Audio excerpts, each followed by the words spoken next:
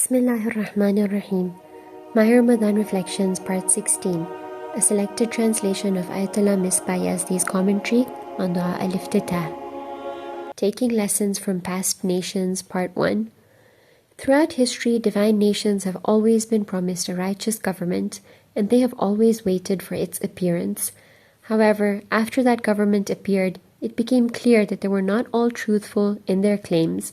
For instance, at the time of Pharaoh, the birth and emergence of Hazrat Musa, peace be upon him, was promised to Bani Israel.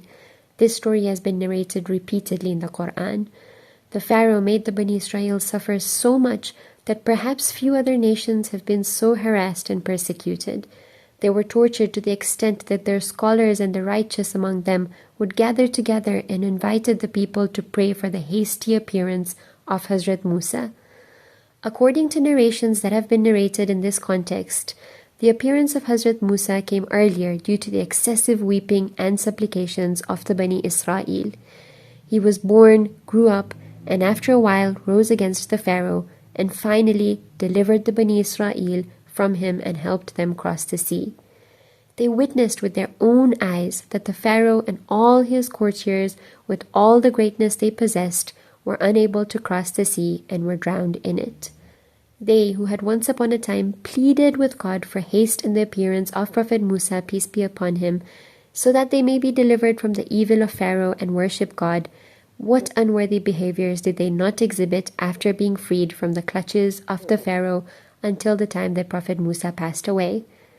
Instead of thanking and being grateful to the God who freed them from the evil of the Pharaoh, and instead of submitting to the commands of Hazrat Musa, the same person whose appearance they had waited for many long years, they committed unworthy deeds and made inappropriate requests of him.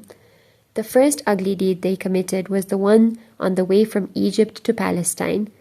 They reached a city whose inhabitants were idol worshippers.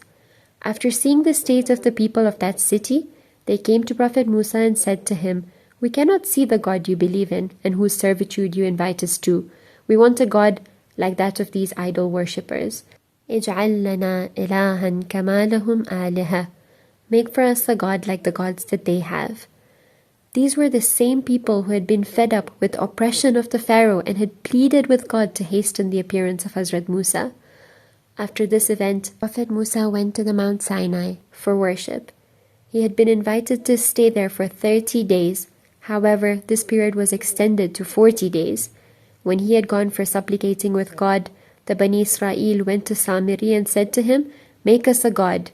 He agreed and made them a calf of gold and said, "Hada ilahukum wa ilahu Musa." This is your God and the God of Moses. This is the God that Musa speaks of. And the Bani Israel fell in prostration before it. This was the outcome of those who desperately awaited Hazrat Musa.